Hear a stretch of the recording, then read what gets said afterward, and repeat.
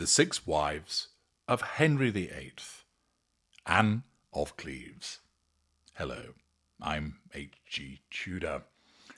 We now look at Anne of Cleves to make a determination as to what she might be. Is she somebody that we would determine as an empath? Might we categorize her as a normal? Possibly she's narcissistic, or even a narcissist. Let's find out. Anne of Cleves, the fourth wife of King Henry VIII of England, occupies a unique place in Tudor history. Born in 1515 in the Duchy of Berg, within the Holy Roman Empire, she arrived in England in 1539 as a political bride, only to have her marriage annulled 6 months later in July 1540. Unlike Henry's other wives, whose stories are often marred by tragedy, execution, or political intrigue, Anne's narrative is one of survival, adaptability, and quiet prosperity. She lived out her days in England until her death in 1557, enjoying a generous settlement and maintaining amicable relations with the Tudor court. We look at verified historical accounts from sources such as contemporary chroniclers like Edward Hall and Raphael Holinshed, diplomatic reports from ambassadors like Charles de Marillac, and modern scholarly interpretations, considering her biography, notable key behaviours, and we evaluate them against the matrix of empath, normal, narcissistic individual, or narcissist, to reach a classification. She was born Anna von Cleve on either June the 28th or September the 22nd, 1515 in Dusseldorf, to Duke John III of Cleves and Maria of Jülichberg. Her family was part of the House of Lamarck, a noble lineage in the Rhineland, and her upbringing reflected the conservative, practical values of German nobility. Her father, influenced by the humanist Erasmus, adopted a moderate stance in the Reformation, aligning with Protestant leagues while maintaining diplomatic ties.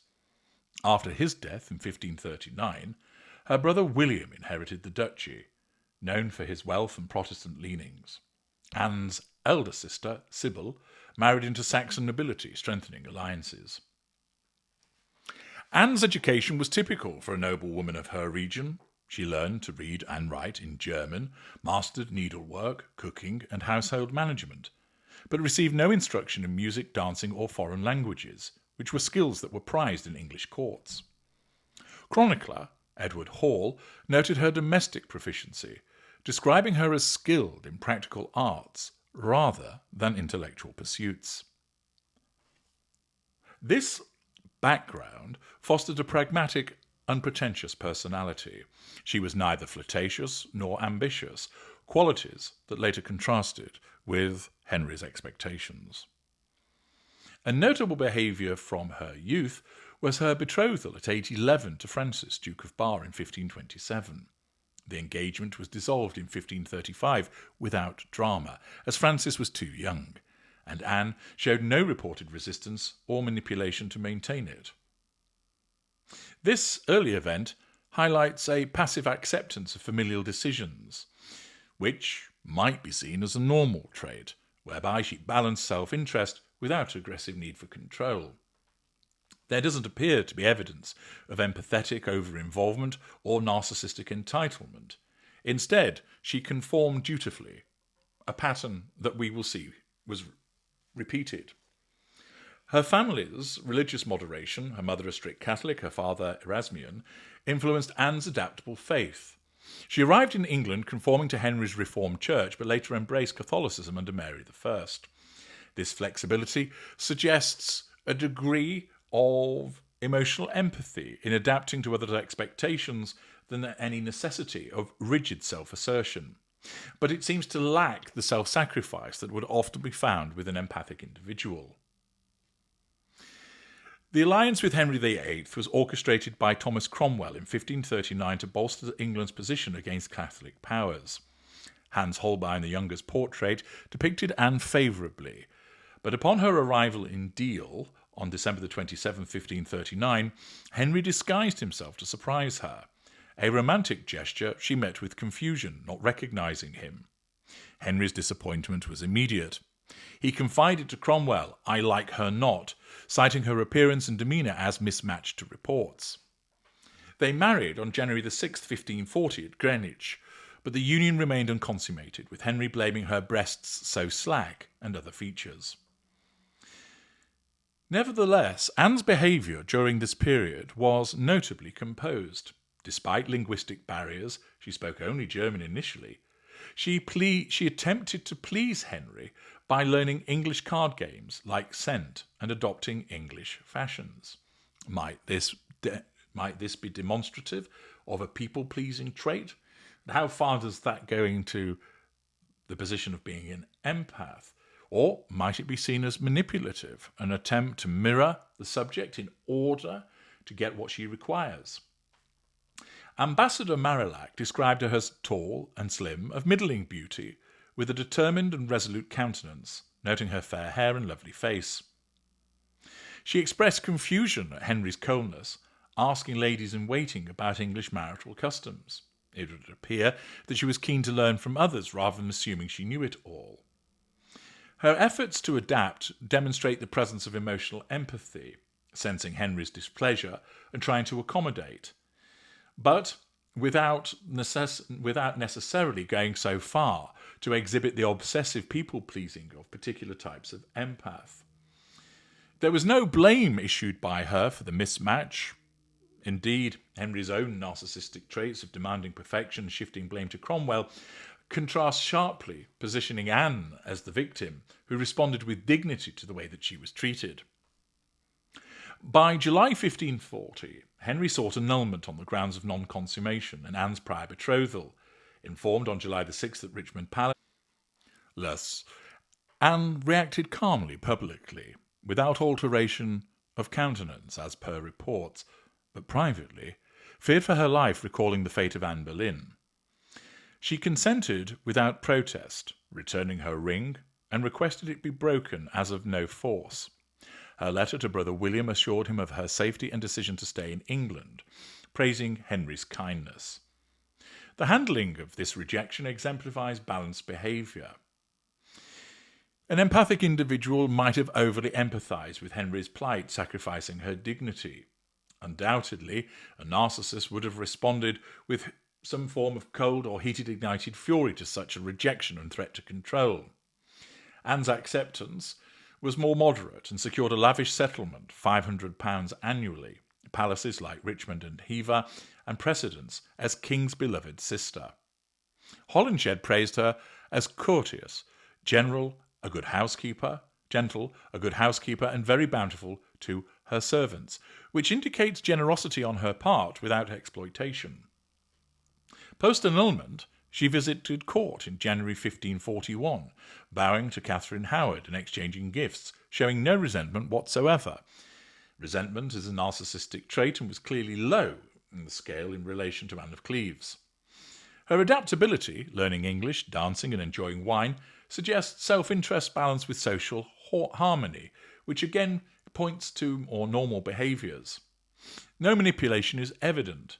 She did not plot against Henry in relation to the rejection. After 1540, Anne lived independently, managing estates and attending court sporadically. She developed close ties with Henry's children, exchanging gifts with Mary and Elizabeth, attending Mary's 1553 coronation alongside Elizabeth. Despite rumours during Wyatt's rebellion in 1554 linking her to Elizabeth's plots, no evidence surfaced, and she avoided politics. Her will, in 1557, bequeathed jewels to Elizabeth and Mary, requesting they employ her servants, which showed concern for others, individuals that would be seen to be operating within her circle of empathy. Behaviours like bounty to servants and easygoing management certainly point to the presence of emotional empathy. Ambassador reports note her joyous countenance and participation in sports, indicating resilience. After the execution of Catherine Howard, Anne pressed diplomats to remarry Henry, perhaps for security or affection. This self-interest lacked narcissistic entitlement, as she accepted refusal gracefully. In 1556, household troubles with servants led to their expulsion at her brother's urging, but she also handled this without vindictiveness, which again goes against narcissistic indicators. Her death from likely cancer on July 16, 1557, saw her buried honourably in Westminster Abbey, outliving Henry's other wives. It's clear that there was a presence of emotional empathy. There was generosity to servants, reassurance to family post-annulment. Her praise of Henry as kind despite rejection indicates perspective. But it wasn't extreme emotional empathy. She prioritised her settlement, and therefore this would point more to the presence of emotional empathy operating within a circle that was narrower than wider. It certainly isn't the case that she would be seen as manipulative, nor did she show a need for fuel. There was no scheming against rivals like Catherine Parr, whom she didn't particularly like but didn't seek to undermine. Her remarriage request was direct but not deceptive. She conformed to faiths and was adaptive rather than controlling. Her settlement negotiation and English life choice reflected the pursuit of self-interest without harming others. There was no selflessness on her part, but no narcissistic entitlement. She accepted the annulment calmly, despite fear, and avoided court scandal. She didn't beg for reconciliation. She didn't plot against Henry. She secured her future whilst maintaining harmony. She fostered loyalty from her household without abuse. There was no exploitation of underlings. The request of employment shows empathy in relation to her servants. Praising Henry post-rejection and bonding with his daughters indicates forgiveness, not grudges. There is an absence of resentment. She showed resilience by learning dancing and English without complaint. There was no over-adaptation that might be seen with an empath. And she avoided intrigue, even during rebellion rumours, which contrasts with narcissistic power-seeking. Her kind-hearted amiability suggests empathy without excess. She is something of a contrast with, of course, Henry VIII. Her survival amid executions underscores more balanced traits, not showing the entitlement and fuel-seeking behaviours of a narcissist, but also less so of the seeking to please others that would be seen more with an empath. Modern historians like Alison Weir portray her as the great survivor, emphasising adaptability without victimhood. She shared gentleness in the way that Jane Seymour did, but also added more of independence. She thrived more alone. You might argue that her push for remarriage could be narcissistic self-interest, but when placed in context, she was seeking security in a foreign land and not manipulation. Her dislike for Catherine Parr was private and never acted upon. Ultimately, Anne of Cleves' life, which was marked by gentle adaptability, generosity, and pragmatic self-interest, aligns most closely with the normal classification. She exhibited balanced emotional empathy, caring for servants and family without self-sacrifice, and avoided manipulation or control. Ultimately, she had a personality that navigated the perils of her involvement with Henry VIII with grace, neither overly empathetic nor self-centred. And in a court of extremes, Anne's normality ensured survival, making her a testament to quiet strength. She was kind and resolute, far from a narcissist, and ultimately the outcome would be to determine her as a normal. I'm H.G. Tudor. Thank you for listening.